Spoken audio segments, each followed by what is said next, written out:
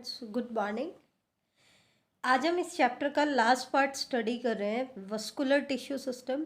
बहुत इम्पॉर्टेंट है, ध्यान से करना है इसको। तो वस्कुलर टिश्यू सिस्टम जो होता है, इट कॉन्स्टिट्यूट वस्कुलर स्ट्रैंड। इसके अंदर हम किसकी बात करेंगे? वस्कुलर स्ट्रैंड की बात करेंगे। That means xylem and phloem को डिस्कस करेंगे। दो टिश्यू सिस्टम हम ऑलरेडी डिस्कस कर चुके हैं, epidermal tissue system and ground tissue system. ठीक है, अब हमें पता है कि वस्कुलर प्लांट्स कौन कौन से हैं। Pteridophyte, gymnosperms and angiosperm. बेटा ध्यान रखना, जो वस्कुलर प्लांट्स होते हैं वो तीन कैटेगरी में आते हैं, pteridophyte, gymnosperms and angiosperm.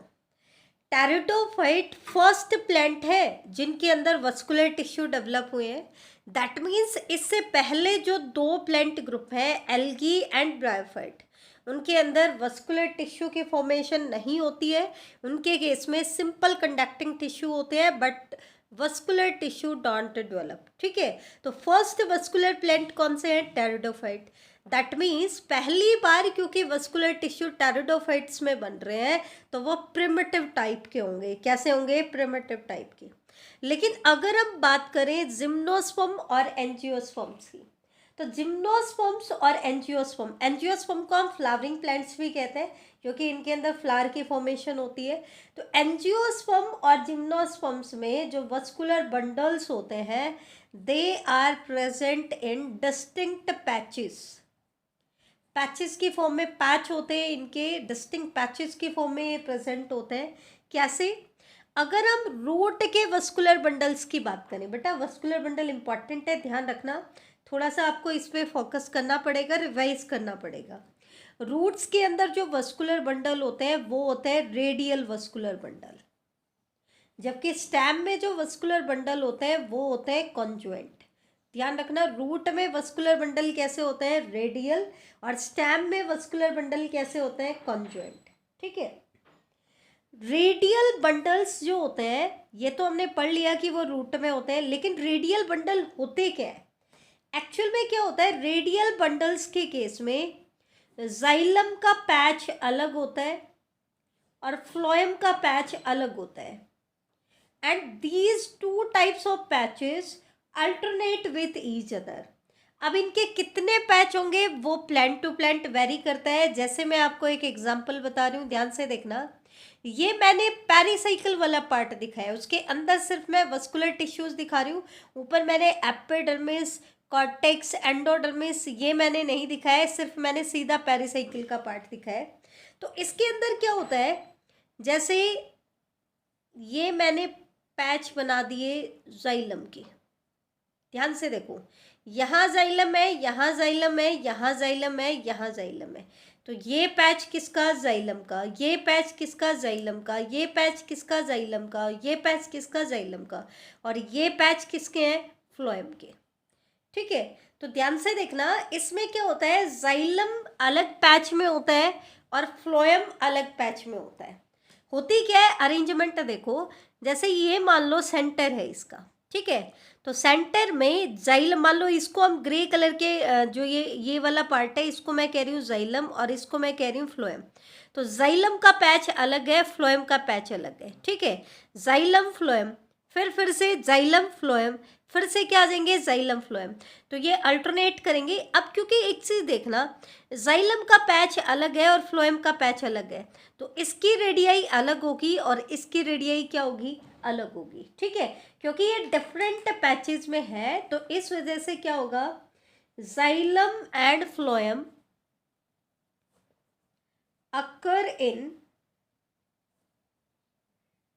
Occur on different radii, दोनों डिफरेंट रेडियाई में मिलते हैं। ठीक है, तो ये चीज ध्यान रखना, रेडियल बंडल्स किसका करेक्टर होता है? रूट का। अगर आपसे पूछ ले रूट में कैसे वस्कुलर टिश्यू होते हैं, तो सीधा आपको कहना है कि रूट्स में रेडियल बंडल्स होते हैं। स्टेम में कैसे होता है? कॉन्जुएंट। कॉन्जॉइंट का मतलब क्या होता है बेटा, ये से ध्यान रखना। कॉन्जॉइंट का मतलब क्या है कि बंडल एक ही है, लेकिन एक ही बंडल में एक हिस्से में जाइलम है और एक में क्या है, फ्लोएम है। ठीक है, जैसे इस कलर्ड इसके पार्ट के अंदर मैंने दिखाया, कलर्ड पार्ट एक वस्कुलर टिश्यू है और ट्रांसपेरेंट क्या है, दूसरा। तो अगर क्योंकि एक ही बंडल के अंदर दोनों पार्ट है तो दोनों की रेडियाई क्या होगी, same.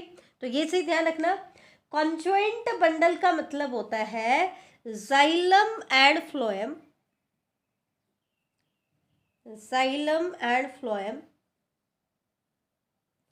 Are present in same vascular bundle, same patch में होते हैं, एक ही पैच में होते हैं। ठीक है, सेम बंडल में होते हैं। वहाँ क्या था, जाइलम अपना अलग पैच बना रहा था, फ्लोएम अपना अलग पैच बना रहा था। अब है तो वो एक ही बंडल में, लेकिन उनकी अरेंजमेंट कैसी है, उसके बेसिस पर कॉन्जॉइंट बंडल्स को हम 3 कैटेगरी में डिवाइड करेंगे, collateral, bicollateral and concentric. Collateral में क्या होता है बेटा, ध्यान से सुनना, एक ही तो एक पैच में, एक बंडल में एक पार्ट होगा जाइलम का और एक पार्ट होगा फ्लोएम का। ठीक है, फ्लोएम जो होता है वो यूजुअली आउटर साइड में होता है, दैट मीन्स पेरिसाइकिल की तरफ होता है, और जाइलम होता है मोस्टली पिथ की तरफ। ठीक है, जबकि बाई कोलेट्रल में क्या होता है, फ्लोएम के 2 बंडल होंगे। ठीक है, और जाइलम जो होगा वो सेंटर में होगा। कंसेंट्रिक में क्या होता है, दोनों में से एक पार्ट सेंटर में होगा और दूसरा उसको सराउंड करेगा, दूसरा क्या करेगा, सराउंड करेगा। ठीक है, तो देखो कोलेट्रल में क्या होता है, phloem and xylem lie together. अब क्योंकि साथ साथ है तो रेडियाई क्या होगी, दोनों की सेम रेडियाई होगी। ठीक है, और मोस्टली क्या होता है, phloem lie towards outer side that means towards pericycle, and xylem lie towards pith that means inner side. ठीक है, अब कोलेट्रल बंडल को हम फर्दर 2 कैटेगरी में डिवाइड करते हैं, open and close. Open and close किस बेसिस पर, कि अगर फ्लोएम और जाइलम के बीच में वस्कुलर कैम्बियम प्रेजेंट है, क्या प्रेजेंट है, वस्कुलर कैम्बियम। अगर वस्कुलर कैम्बियम प्रेजेंट है तो बोलेंगे ओपन। क्यों, क्योंकि वस्कुलर कैम्बियम जो है वो सेकेंडरी ग्रोथ करा सकता है। ठीक है, तो सेकेंडरी ग्रोथ करा सकता है तो उसको हम कहेंगे कि वो ओपन है, उसमें ग्रोथ फर्दर हो सकती है। जबकि क्लोज वस्कुलर बंडल्स में, कोलेट्रल में, जाइलम और फ्लोएम के बीच में कोई भी वस्कुलर कैम्बियम नहीं होता है। दैट मीन्स इनके केस में यहाँ पर आपका सेकेंडरी जाइलम और सेकेंडरी फ्लोएम नहीं बनेगा, क्योंकि कैम्बियम टिश्यू होता है, सेकेंडरी मेरिस्टेमेटिक टिश्यू होता है जो फर्दर ग्रोथ करेगा और क्या बनाएगा, आपका सेकेंडरी वस्कुलर टिश्यूज बनाएगा। ठीक है, तो जिनके बीच में वस्कुलर कैम्बियम होता है उसको हम कहते हैं ओपन, और वस्कुलर कैम्बियम नहीं होता है तो हम बोलेंगे क्लोज। इसी तरीके से बाई कोलेट्रल में आ जाओ। ठीक है, बाई कोलेट्रल में क्या होता है, जाइलम तो सेंटर में होगा। ठीक है, और उसके दोनों तरफ फ्लोएम मिलेगा। Phloem lie on outer and inner side of the xylem, xylem बीच में मिलेगा और दोनों तरफ क्या मिलेगा, फ्लोएम। इस कंडीशन को हम कहते हैं बाई कोलेट्रल। क्या कहेंगे बेटा, बाई कोलेट्रल। ठीक है, हालांकि तीनों एक ही पैच में है तो तीनों एक ही रेडियाई पे लाई करेंगे। ठीक है, यूजुअली क्या होता है, इनके जाइलम और फ्लोएम के बीच में वस्कुलर कैम्बियम प्रेजेंट होता है दोनों तरफ। ठीक है, तो ये तो यूजुअली ओपन ही होते हैं, तो हम यहाँ पर कैटेगराइज नहीं करेंगे ओपन या क्लोज टाइप। ध्यान से सुनना, मैंने क्या बताया, बाई कोलेट्रल जो वस्कुलर बंडल्स होते हैं इनके बीच में यूजुअली वस्कुलर कैम्बियम की स्ट्रिप प्रेजेंट होती है। तो देखो हमने यहाँ पे भी वस्कुलर कैम्बियम दिखाया है और यहाँ पे भी वस्कुलर कैम्बियम दिखाया है। जहाँ पे भी जाइलम और फ्लोएम का जंक्शन बन रहा है उसके बीच में क्या दिखाई दे रहा है, वस्कुलर कैम्बियम दिखाई दे रहा है। अब हम आते हैं कंसंट्रिक। कंसंट्रिक का मतलब क्या है, जाइलम और फ्लोएम में से एक तो क्या बनाएगा, सेंटर, और दूसरा उसको कंप्लीटली सराउंड करेगा। ठीक है, तो कौन सा सेंटर बना रहा है और कौन सा सराउंड कर रहा है उसके बेसिस पर इसकी फर्दर टाइप्स हैं, जिसमें पहली टाइप हम डिस्कस कर रहे हैं एम्फिक्राइबल।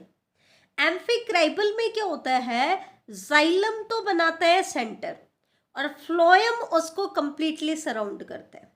तो ऐसा हमें कहाँ देखने को मिलता है, एक्वाटिक एंजियोस्पर्म्स में, और जो स्टैमिनल बंडल्स होते हैं, ठीक है, उनके अंदर जो स्टैमिनल बंडल्स होते हैं उनके अंदर भी हमें एम्फिक्राइबल कंडीशन देखने को मिलती है। कौन सी कंडीशन देखने को मिलती है, एम्फिक्राइबल, ठीक है। अब हम आते हैं इसकी सेकंड टाइप है इसकी एम्फीवेसल। एम्फीवेसल में क्या होता है, फ्लोएम सेंटर में आ जाएगा और जाइलम इसको सराउंड करेगा, तो ये कंडीशन कहलाती है एम्फीवेसल, ठीक है। ये किस में होती है, ड्रेसियाना में एंड यूका प्लांट में। किस में, ड्रेसियाना, यूका प्लांट। जबकि एम्फिक्राइबल हमने किस में कहा था, एक्वाटिक एंजियोस्पर्म और स्टैमिनल हेयर्स में, ठीक है। ज़्यादातर जो डाइकॉट्स के, बहुत सारे डाइकॉट्स के जो स्टैमिनल हेयर्स होते हैं उनमें हमें एम्फिक्राइबल कंडीशन देखने को मिलती है।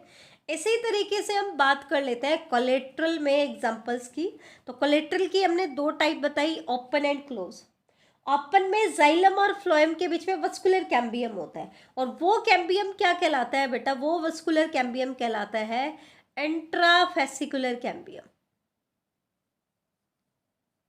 ये चीज ध्यान रखना, वो वस्कुलर कैम्बियम क्या कहलाएगा, इंट्राफेसिकुलर कैम्बियम। तो इंट्राफेसिकुलर कैम्बियम जो है वो तो जाइलम और फ्लोएम के बीच में। जब सेकेंडरी ग्रोथ होती है तो मेडुलरी रे की सेल्स भी वस्कुलर कैम्बियम का कुछ पार्ट बनाती हैं, वो कहलाता है इंटरफेसिकुलर कैम्बियम। इंटर मतलब इन बिटवीन, और ये होता है इंट्रा मतलब with in the vascular bundle, ठीक है। तो ध्यान रखना, ये जो कैम्बियम है जाइलम और फ्लोएम के बीच में, इसको हम कहते हैं इंट्राफेसिकुलर कैम्बियम। ध्यान रहे बेटा। ओपन टाइप की जो कंडीशन है कि जिसमें ओपन कोलेट्रल बंडल हो, तो ओपन कोलेट्रल बंडल हमें देखने को मिलता है डाइकॉट स्टेम। आगे मैं डाइसेक्शंस इनके दिखाऊंगी आपको, ज़्यादा डिटेल तो नहीं करेंगे।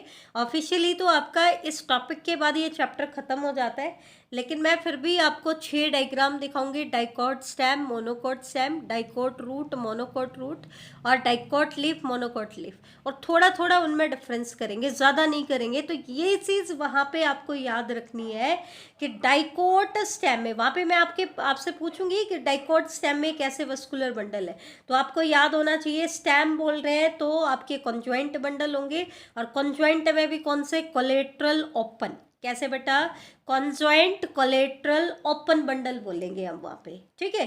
क्योंकि स्टेम में एक कॉन्जॉइंट होता है, जाइलम और फ्लोएम एक ही पैच में होते हैं, उसमें कोलेट्रल होता है मतलब एक ही जाइलम होता है, एक ही फ्लोएम, फ्लोएम आउटर साइड में और जाइलम इनर साइड में, और उन दोनों के बीच में वस्कुलर कैम्बियम होता है, दैट मीन्स ओपन होता है। तो डाइकोट स्टेम में वस्कुलर बंडल कैसे हैं, कॉन्जॉइंट, कोलेट्रल, ओपन बंडल।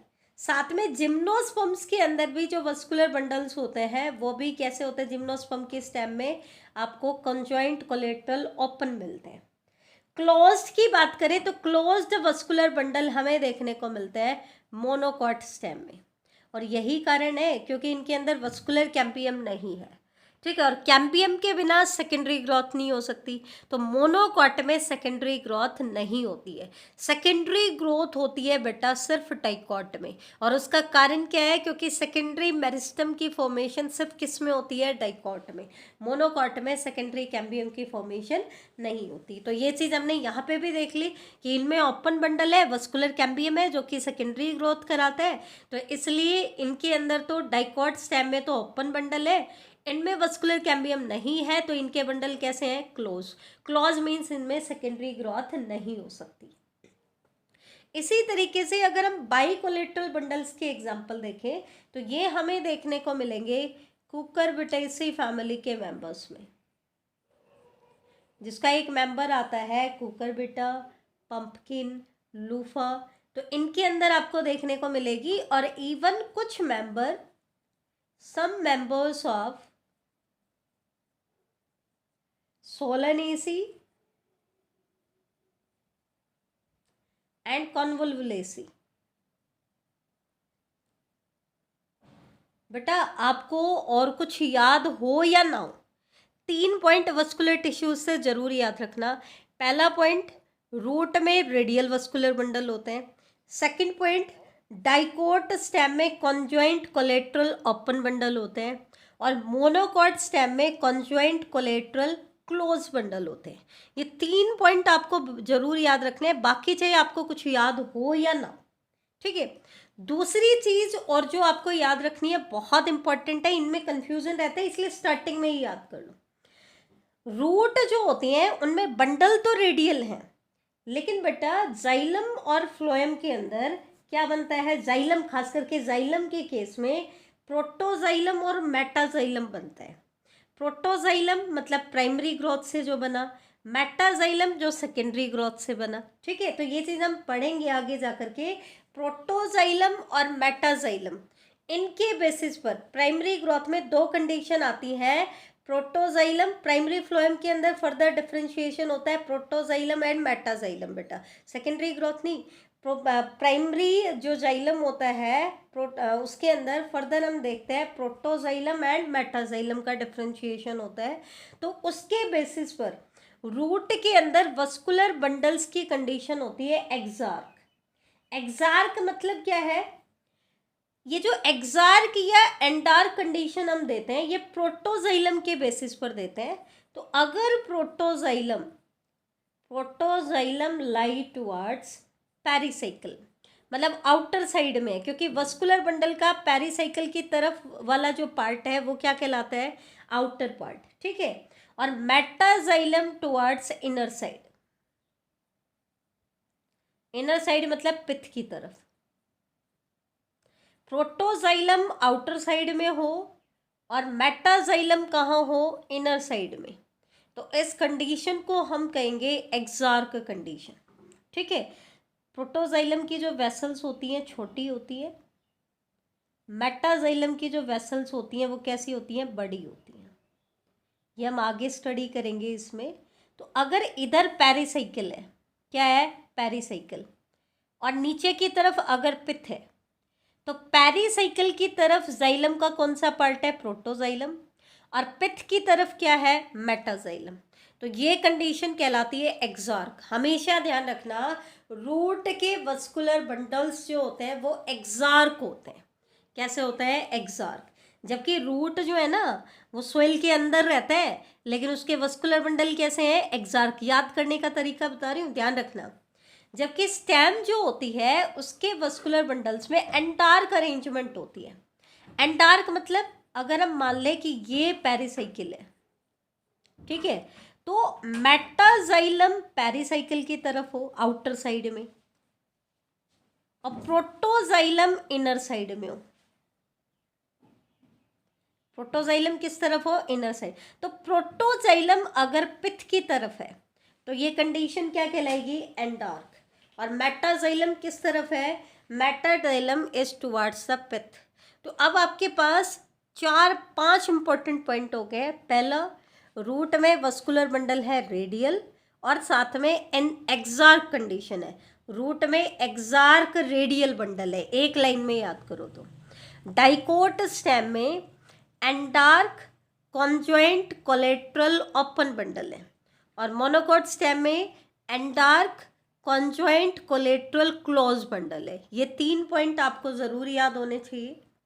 तो ये तो था वस्कुलर बंडल्स के टाइप्स के बारे में। अब हम करेंगे थोड़ा सा डिस्कशन। प्राइमरी जाइलम क्या होता है, सेकेंडरी जाइलम क्या होता है, प्रोटोजाइलम क्या होता है, मेटाजाइलम क्या होता है। इसी तरीके से हम फ्लोएम के पार्ट्स को भी स्टडी करेंगे। तो जैसा ही नाम से ही पता चल रहा है, प्राइमरी जाइलम मतलब जो प्राइमरी ग्रोथ में बनता है, दैट मीन्स इस परमानेंट टिश्यू की फॉर्मेशन किससे होगी, प्राइमरी मेरिस्टम से। ये किससे बनेगा बेटा, प्राइमरी मेरिस्टम से। जबकि जो सेकेंडरी जाइलम है इसकी फॉर्मेशन किससे होगी, सेकेंडरी मेरिस्टम से। तो एक तो ये मेन डिफरेंस हो जाता है इसके केस में। सेकंड डिफरेंस आता है, अब क्योंकि ये प्राइमरी मेरिस्टेमेटिक सेल से बना है तो ये परमानेंट टिश्यू, इसका मतलब प्राइमरी जाइलम तो कैसा टिश्यू है, प्राइमरी परमानेंट टिश्यू। इसका मतलब ये प्राइमरी ग्रोथ के दौरान बनता है, ठीक है, ये चीज़ ध्यान रखना। जबकि सेकेंडरी मेरिस्टम से आपका सेकेंडरी जाइलम बनता है, इसलिए ये कहलाएगा सेकेंडरी परमानेंट टिश्यू। क्या कहलाएगा? सेकेंडरी परमानेंट टिश्यू, ठीक है। तो ये चीज़ आप ध्यान रखना। एक और डिफरेंस होता है इनके अंदर, क्या कि प्राइमरी जाइलम जो होता है ना, वो आगे फर्दर डिफरेंशिएट कर जाता है किसमें? प्रोटोजाइलम और मेटाजाइलम में, ठीक है। जबकि क्योंकि सेकेंडरी जाइलम जो होता है वो सेकेंडरी परमानेंट टिश्यू से बना है, तो वो रीडिफरेंशिएटेड टिश्यू है। जबकि प्राइमरी मेरिस्टम, प्राइमरी जाइलम जो होता है वो डिफरेंशिएटेड टिश्यू होता है, डिफरेंशिएशन से बनता है, ठीक है। साथ में प्राइमरी जाइलम में फर्दर डिफरेंशिएशन हो जाता है प्रोटोजाइलम और मेटाजाइलम का। जबकि सेकेंडरी जाइलम में प्रोटोजाइलम और मेटाजाइलम आपको दिखाई नहीं देंगे, उसको सिर्फ हम सेकेंडरी जाइलम बोलेंगे। इस तरीके से कोई कैटेगराइजेशन नहीं होगा। अब आते हैं प्रोटोजाइलम क्या है और मेटाजाइलम क्या है। भाई प्राइमरी जाइलम जब बना तो उसमें जो पार्ट पहले बना, फर्स्ट फॉर्म्ड जाइलम जो है, वो तो क्या कहलाया? प्रोटोजाइलम, ठीक है। और जो बाद में बना प्राइमरी ग्रोथ से, उसको हमने क्या कहा? लेटर फॉर्म्ड जो जाइलम है उसको हम क्या बोलेंगे? मेटाजाइलम, ठीक है। डिफरेंस क्या है? मेटाजाइलम ज्यादा मैच्योर है, it is more mature than the protoxylem, क्योंकि ये तो पहले बन गया, तो इनिशियली बना है, तो इसमें इतना मैच्योरेशन नहीं है, इसमें मैच्योरेशन ज़्यादा है, ठीक है। दूसरा डिफरेंस क्या होता है? इसके अंदर प्रोटोजाइलम में जो ट्रैकीड्स और वेसल्स होती हैं, दे आर शॉर्टर। वो कैसी होती हैं? छोटी होती हैं। ये अभी भी हमने थोड़ी देर पहले भी बात की थी। ऐसा क्यों होता है? वो शॉर्टर क्यों होती है, ठीक है, क्यों होती है? क्योंकि उनमें इलोंगेशन कंप्लीट होता है। जैसे सेल इलोंगेट हो रही है, मेरिस्टेमेटिक सेल ने सेल बनाई तो वो इलोंगेशन फेज में एंटर करती है। अब सेल इलोंगेट हो, इलोंगेशन उसमें कंप्लीट हो, उससे पहले ही उसमें थिकनिंग शुरू हो जाती है। अब क्योंकि इलोंगेशन पूरा हुआ नहीं था और उसमें थिकनिंग शुरू हो गई, तो वो इतनी ज़्यादा लार्ज नहीं हो पाती है, लॉन्ग नहीं हो पाती है, इसलिए ये शॉर्टर रह जाती हैं। ध्यान रखना, ट्रैकीड और वेसल्स में थिकनिंग प्रेजेंट होती है, वॉल हाईली थिकन्ड होती हैं, लेकिन प्रोटोजाइलम में थिकनिंग इलोंगेशन कंप्लीट होने से पहले ही शुरू हो जाती है, ठीक है। जबकि मेटाजाइलम में क्या होता है? पहले इलोंगेशन कंप्लीट होगा, सेल इलोंगेट हो जाएगी पहले पूरी, उसके बाद उसकी वॉल थिक होगी। तो इसका मतलब इसको जितना इलोंगेट होना था ये हो चुकी है, इसलिए इसके कंपैरिजन में ये क्या होती हैं? लॉन्गर होती हैं। कैसी होती हैं? लॉन्गर। ट्रैकीड और वेसल जो प्रोटोजाइलम में होती है वो शॉर्टर होती है, और मेटाजाइलम में जो होती है वो लॉन्गर होती है, ठीक है। तो ये सी ध्यान रखना। बाकी हम बता ही चुके हैं कि स्टेम के केस में कंडीशन कैसी होगी? एंडार्क, ठीक है। और रूट के केस में कैसी होगी? एक्सार्क, वो हम बता चुके हैं। वो किसके बेसिस पर डिफरेंशिएट करते हैं? प्रोटोजाइलम और मेटाजाइलम की लोकेशन, मेनली किसकी? प्रोटोजाइलम की। एक्सार्क बोला तो प्रोटोजाइलम आउटर साइड में है, एंडार्क बोल रहे हैं तो प्रोटोजाइलम इनर साइड में, ठीक है। तो ये आपका डिफरेंस आता है। तो ये तो हो गया आपका बेटा किसके बारे में? Primary xylem, secondary xylem, protoxylem and metaxylem. अब हम आते हैं फ्लोएम के बारे में। एक होता है प्राइमरी फ्लोएम, जैसे वहां पे था तो वैसे ही जो फ्लोएम का पार्ट प्राइमरी मेरिस्टम से बन रहा है उसको हम क्या बोलेंगे? प्राइमरी फ्लोएम बोलेंगे। अब क्योंकि ये प्राइमरी मेरिस्टम से बन रहा है तो इसको हम क्या कहेंगे? Primary permanent tissue. अब क्योंकि ये प्राइमरी परमानेंट टिश्यू है तो प्राइमरी परमानेंट टिश्यू की फॉर्मेशन किससे होती है? डिफरेंशिएशन से। तो ये टिश्यू कैसे है? डिफरेंशिएटेड टिश्यू है। जैसा हमने जाइलम के केस में पढ़ा था, सेम वैसे ही पॉइंट है इसके अंदर भी। और अगला पॉइंट इसका आता है कि ये भी फर्दर किस में डिफरेंशिएट कर जाता है?